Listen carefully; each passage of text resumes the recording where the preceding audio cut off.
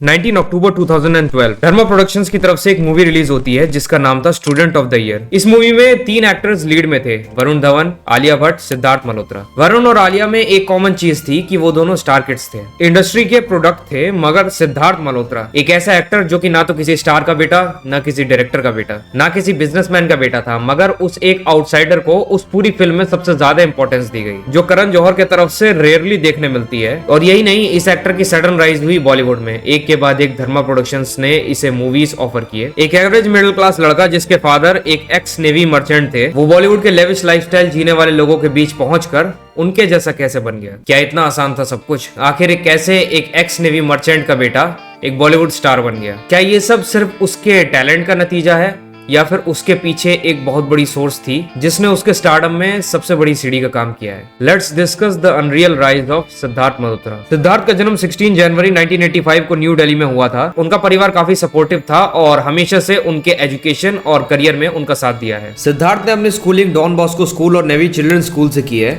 School के दिनों में उनका इंटरेस्ट स्पोर्ट्स और एक्टिंग में था। वक्त के साथ साथ उनका रुझान मॉडलिंग और फिल्म इंडस्ट्री की तरफ बढ़ गया। उन्होंने अपनी कॉलेज की पढ़ाई भी दिल्ली से की थी, लेकिन उनका मेन इंटरेस्ट हमेशा से एंटरटेनमेंट इंडस्ट्री में रहा था। कॉलेज खत्म करने के बाद सिद्धार्थ मुंबई अपनी किस्मत आजमाने चले गए। पहले उनका मेन मोटिव मॉडल बनना था, जो कि वो बन भी गए। सिद्धार्थ हमेशा से ही गुड लुकिंग और टॉल थे, जिसने उनकी मॉडलिंग करियर में काफी ज्यादा हेल्प करी। मॉडलिंग और एड्स का परफेक्ट कॉम्बिनेशन सिद्धार्थ के करियर में फाइनेंशियली काफी ज्यादा हेल्पफुल रहा, क्योंकि एक तरफ मॉडलिंग में बड़े बड़े डिजाइनर्स के लिए अच्छे खासे शोज कर रहे थे सिद्धार्थ, तो वहीं दूसरी तरफ एड्स में काम करके वहां से भी काफी अच्छी खासी अर्निंग्स हो रही थी उनकी। मगर कुछ ही टाइम में सिद्धार्थ अपने मॉडलिंग करियर से बोर हो गए और वो काफी ज्यादा डिससेटिस्फाइड थे और अब उन्हें मूवीज करनी थी और उन्होंने ऑडिशन दिया और अनुभव सिन्हा ने उन्हें अपनी मूवी में साइन भी कर लिया, मगर आज तक वो मूवी बनी ही नहीं। फिर उन्होंने करण जौहर के धर्मा प्रोडक्शंस में एज एन असिस्टेंट डायरेक्टर के तौर पे ज्वाइन करने गए और सरप्राइजिंगली करण जौहर ने एक आउटसाइडर को अपने साथ my name is Khan movie में एज एन असिस्टेंट डायरेक्टर भी ले लिया, जिसके बाद एक बार फिर सरप्राइजिंगली करण जौहर ने इन्हें सन 2012 में I student of the year में कास्ट भी कर लिया। ना उसमें सिर्फ कास्ट किया, बल्कि वरुण धवन से भी ज्यादा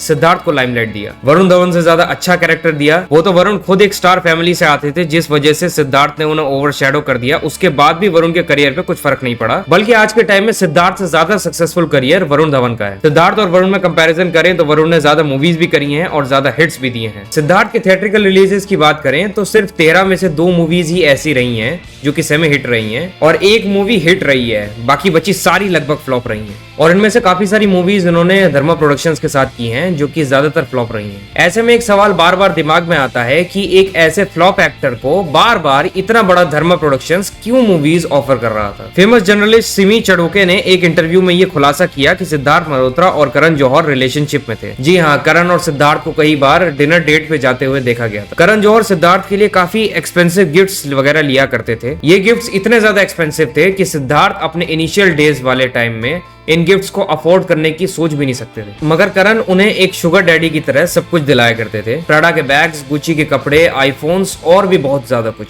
वो इतने ज्यादा पागल थे कि आप इससे अंदाजा लगा सकते हैं कि एक इंडिया फोरम्स के आर्टिकल के अकॉर्डिंग सिद्धार्थ अपने सो कॉल्ड स्ट्रगलिंग डेज में बांद्रा के एक प्लस अपार्टमेंट में रहता था और ताजलैंड एंड्स होटल के जिम जाता है, जो कि उस एरिया का सबसे ज्यादा महंगा जिम है। उसका एक पेट डॉग भी था जो कि अपनी कार में सेट पर आता था। वो ऑलरेडी एक बहुत ही सक्सेसफुल और अमीर मूवी स्टार की तरह जिंदगी जीता था, जबकि उसकी बॉलीवुड में एक भी फिल्म नहीं आई थी। अकॉर्डिंग टू सिमी, सिड ने करण जौहर को यूज किया, उससे महंगे महंगे गिफ्ट्स लिए, मूवीज में काम लिया और उसके चंगुल से निकल गया, जिसके बाद करण जौहर पूरी तरह से टूट गया था। नहीं तो कार्तिक आर्यन हो या फिर सुशांत सिंह राजपूत, करण जौहर किसी भी आउटसाइडर को इतनी आसानी से चांस नहीं देता जितना उसने सिद्धार्थ मल्होत्रा को दिया, जबकि बदले में सिद्धार्थ ने उसे सिर्फ और सिर्फ लॉस ही करवाया। और कहीं ना कहीं यही सबसे बड़ा रीजन है कि करण जौहर की धर्मा प्रोडक्शन आज के टाइम में बहुत ही ज्यादा भारी लॉस में है, जिस वजह से उन्हें अपने 50% शेयर्स बेचने पड़े, सिर्फ और सिर्फ अपने पसंदीदा लोगों को काम देना, जो इनके साथ रिलेशनशिप्स में ना आए उसको लात मार देना, या फिर एक्टर्स के साथ डर्टी पॉलिटिक्स खेलना, चाहे वो कार्तिक आर्यन हो या फिर सुशांत सिंह राजपूत या फिर प्रियंका चोपड़ा ही क्यों ना हो। करण ने सबकी लाइफ के साथ खिलवाड़ किया है। कोई इस पॉलिटिक्स को झेल पाया, कोई नहीं झेल पाया। एक ने दुनिया छोड़ दिया और एक ने देश। हालांकि कार्तिक ने समझदारी दिखाते हुए करण और उसके लफड़े के बारे में ज्यादा बातें नहीं करी, जिस वजह से उसने करण का ईगो हर्ट नहीं किया और वो आज भी इस इंडस्ट्री में बना हुआ है। वरना करण की जैसी आदत है, अभी तक तो कार्तिक का सामान इंडस्ट्री से कब का पैक हो जाता। खैर, इतने सारे फ्लॉप्स देने के बाद फाइनली एक मूवी आती है जिसका नाम शेरशाह होता है, जो अगेन धर्मा प्रोडक्शंस के बैनर के अंडर रिलीज हुई थी, मगर ये OTT पे रिलीज होती है। लेकिन तब भी लोगों ने इसको हद से ज्यादा पसंद किया और यहीं से कियारा और सिद्धार्थ के रिलेशनशिप की खबर बाहर आने लगे थे। ये रूमर्स इतने ज्यादा बढ़ गए कि मीडिया ने सिर्फ और सिर्फ इनके डेटिंग तक के नहीं बल्कि इनके शादी तक के रूमर्स छापने लग गए। और आखिर हुआ भी वही। 7 फरवरी 2023 के दिन कियारा और सिद्धार्थ ने शादी कर ली, जो शादी काफी ज्यादा ब्यूटीफुल थी। जिसने भी उस शादी की फोटोज और वीडियोस देखी थी, सबका यही कहना था कि ये शादी एक फेरी टेल से कम नहीं लग रही थी। मगर अब जो मैं बताने जा रहा हूँ वो बात काफी ज्यादा शॉकिंग हो सकती है कई लोगों के लिए। मैंने सिद्धार्थ और करण के गे रिलेशनशिप के बारे में तो बताया, लेकिन इस वीडियो के रिसर्च के दौरान मुझे कुछ ऐसे रेडिट पोस्ट मिले जो कि काफी ज्यादा शॉकिंग थे मेरे लिए भी। तो आई एम श्योर कि ये आपके लिए भी उतने ही ज्यादा शॉकिंग होंगे। हालांकि ये सिर्फ रेडिट पोस्ट हैं और मैं इसके सही होने की गारंटी नहीं लेता, मगर इसमें जो भी बातें कही गई हैं, अगर वो बॉलीवुड के हिसाब से देखा जाए तो वो सच भी हो सकती हैं। दरअसल एक रेडिट पोस्ट में कुछ ट्वीट्स के स्क्रीनशॉट शेयर किए गए जो 2021 के हैं, जिसमें उस बंदे ने कुछ खुलासा किया है और वो खुलासा कुछ ऐसा है। 2 यंग एक्ट्रेसेस जो कि एक फेमस क्रिकेटर की बायोपिक में काम कर रही थी, वो शूटिंग के दौरान एक दूसरे को लाइक करने लगी और ये रिलेशनशिप इतनी ज्यादा आगे बढ़ गई कि उन दोनों के बीच फिजिकल रिलेशनशिप भी हुई। साथ ही साथ वो दोनों डिनर डेट पे जाती, वेकेशंस पे जाती। सब कुछ अच्छा चल रहा था 2 सालों तक और ये इंडस्ट्री के लोगों को भी पता था। मगर ठीक 2 साल बाद इन दोनों का ब्रेकअप होता है और दोनों ने फिर एक एक एक्टर को चूज कर लिया। एक ने तो बल्कि हंक को चूज किया और दूसरे ने एक फ्लॉप एक्टर को चूज किया जो कि सेम उसी की तरह था। अब यहाँ पे आप समझ गए होंगे कि ये किसकी बात चल रही है। मेरे हिसाब से वो 2 एक्ट्रेसेस दिशा पाटनी और कियारा आडवाणी थी, जो साथ में एक फेमस क्रिकेटर की बायोपिक यानी MS Dhoni the untold story में काम कर रही थी। एक ने बल्कि हंक बॉयफ्रेंड यानी कि टाइगर श्रॉफ को चूज किया और दूसरी ने एक फ्लॉप एक्टर यानी कि सिद्धार्थ मल्होत्रा को चूज किया। मुझे नहीं पता कि इस रेडिट पोस्ट में कितनी ज्यादा सच्चाई है, मगर इस पोस्ट के अंदर इस बंदे ने जो भी खुलासा किया है आखिरकार हुआ वही। दिशा और टाइगर रिलेशनशिप में थे, ये सबको पता था। सिद्धार्थ और कियारा ने तो शादी ही कर ली। सिद्धार्थ जो पहले करण जौहर के साथ रिलेशनशिप में था, अब कियारा के साथ है, यानी वो भी हुआ।